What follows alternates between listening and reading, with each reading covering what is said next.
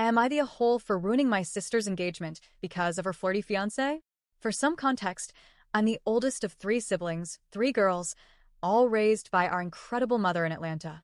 She had me at 18 and managed to raise us single-handedly, each of us with different fathers, but a bond so tight that most people never noticed.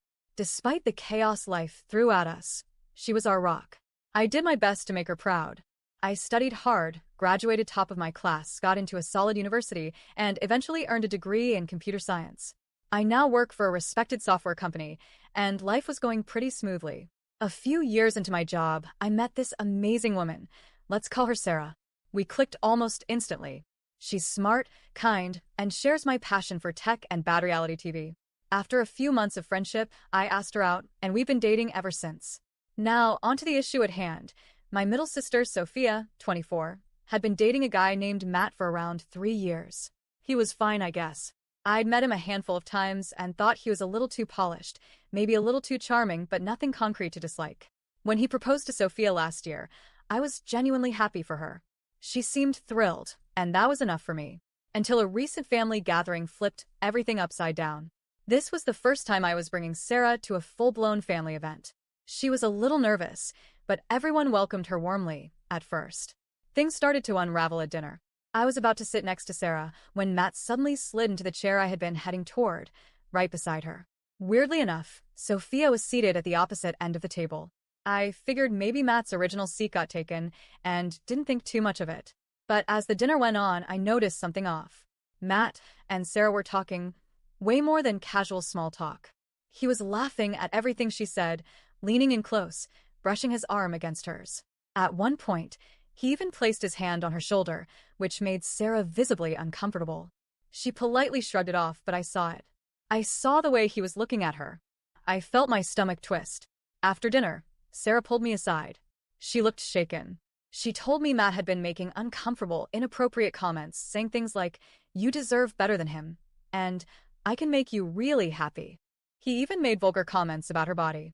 I was floored. Sarah is not the type to exaggerate or cause drama. And then, as if that wasn't enough, when we got back to our apartment, her phone buzzed. It was several texts from an unknown number. Stuff like, "Please don't tell your boyfriend what I said. I was drunk. I didn't mean it.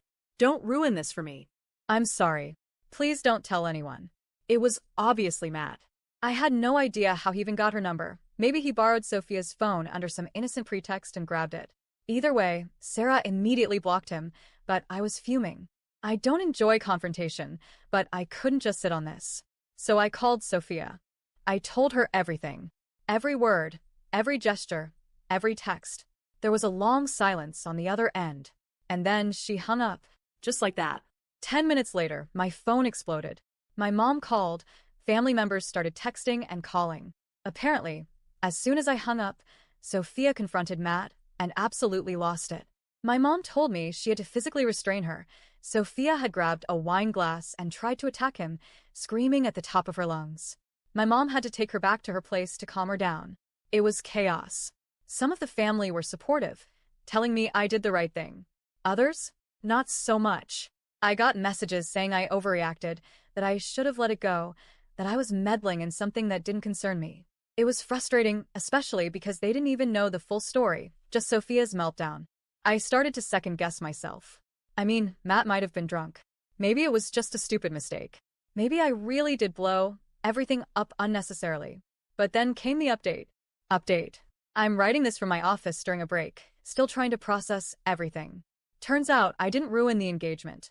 Matt did. And he'd been ruining it long before this gathering. Sophia called me the next day. She apologized profusely, and then she opened up. Apparently, Matt was a serial cheater. The flirty behavior I witnessed? That was just the tip of the iceberg. He had a pattern. Sophia had caught him flirting, texting, even hooking up with other women throughout their relationship. And the reason she didn't leave him? Because early on in their relationship, she had cheated on him. She confessed it to him, apologized, and tried to move on. But instead of dealing with it, Matt used it as ammunition. He told her they were even now, and used her past mistake to justify everything he did from that point on. He emotionally manipulated her. Every time he cheated, he blamed her. "You started it. You owe me this." And she, already burdened with guilt, believed him. But when he went after my girlfriend, that was the final straw. Sophia admitted that deep down, she'd been looking for an excuse to end it. And Matt handed her one, gift-wrapped and flaming. She called off the engagement. My mom supports her completely, and now she's staying with her while she figures out her next steps. Therapy is on the table. Healing is the goal. As for me, I don't feel guilty anymore. I don't care what those family members think. I protected my girlfriend. I stood up for what was right. And in the process, I helped my sister see the truth. Sometimes doing the right thing comes with backlash, but I'll take that over letting someone like Matt worm his way deeper into our lives. So, am I the a-hole for ruining my sister's engagement? No. Matt did that all on his own.